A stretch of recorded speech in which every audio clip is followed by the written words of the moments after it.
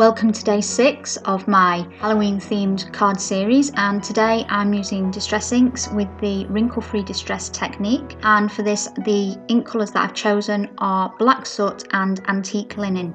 The cardstock that I'm using is 325 GSM smooth white cardstock, and once I've smooched the ink onto the card once, I dry it and then go back and pick up some of those droplets also.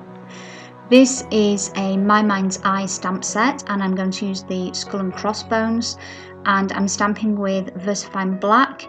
The cardstock here is 160 GSM smooth white, and then I also take a second image, this time from a Tim Holtz stamp set called Odds and Ends, and I'm stamping out the Halloween ticket also with the VersaFine Onyx Black ink.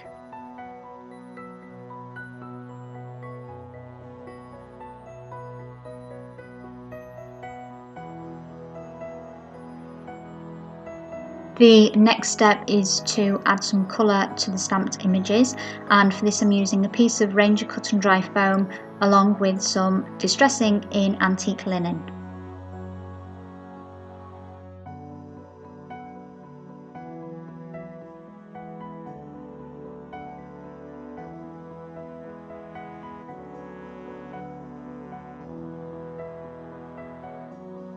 Once I'm happy with the amount of colour on the images, I'm using a pair of curved edge detail scissors to cut the images out. This is a distressing tool by Prima, and I'm going to use this to create a ragged edge around the distress ink background.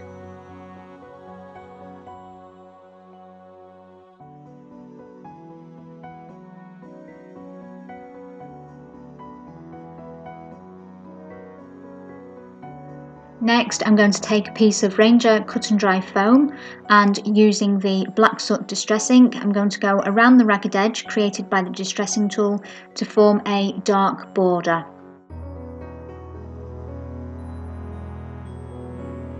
Now I'm going to take some old book page which I've torn to form part of the design, and I'm edging this with aged mahogany distress ink.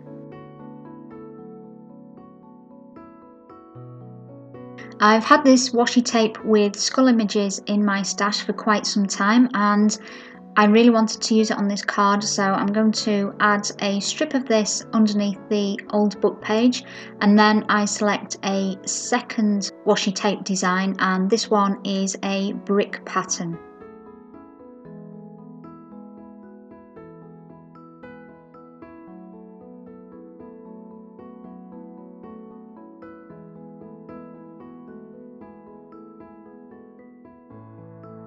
Once I've figured out the placement for my design element, I'm just using a regular glue stick to attach everything to the card background.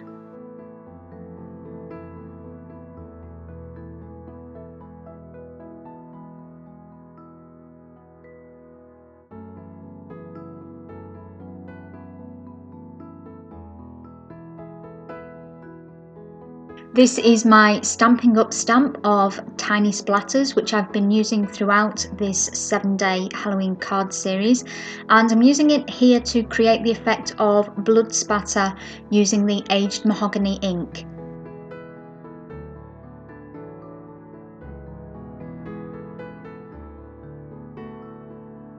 Now I'm taking a Crafter's Workshop stencil called Mini Splats to add to that effect of blood on the card, and I'm using again the distress ink in aged mahogany with a piece of Ranger cut and dry foam.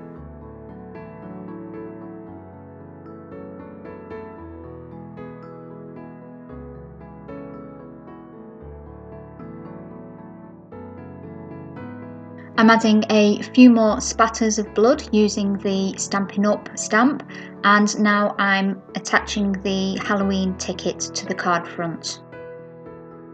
I've chosen to layer my card onto textured black cardstock, and this will provide a contrast from the main design.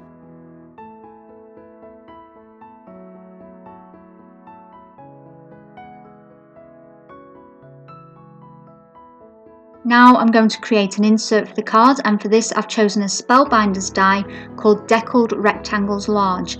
I'm going to use the wrinkle-free distress technique like I did for the front of the card so that they both match, and I'm using the same ink, so that is the Black Soot and the Antique Linen. Once the ink has dried for the insert, I'm using the Black Soot Distress ink along with a piece of Ranger Cut and Dry foam to create a darker edge. To add a sentiment to the insert, I've chosen a stamp set by CC Designs, and the text I've chosen is Ghostly Greetings, which is also the name of this stamp set. To make the insert match the outside of the card, I'm using the Crafter's Workshop stencil to create the dripping blood pattern that is featured on the outside of the card, and I'm also using the Stampin' Up stamp to create some more blood spatter. I'm using Sellotape brand double-sided tape to attach my insert to the card, and off camera I attached the card front to the card base. The base is 325 GSM smooth white cardstock. And that is the end of the project. I hope you enjoyed watching, and I hope you will join me again tomorrow for the last day of this series, day 7.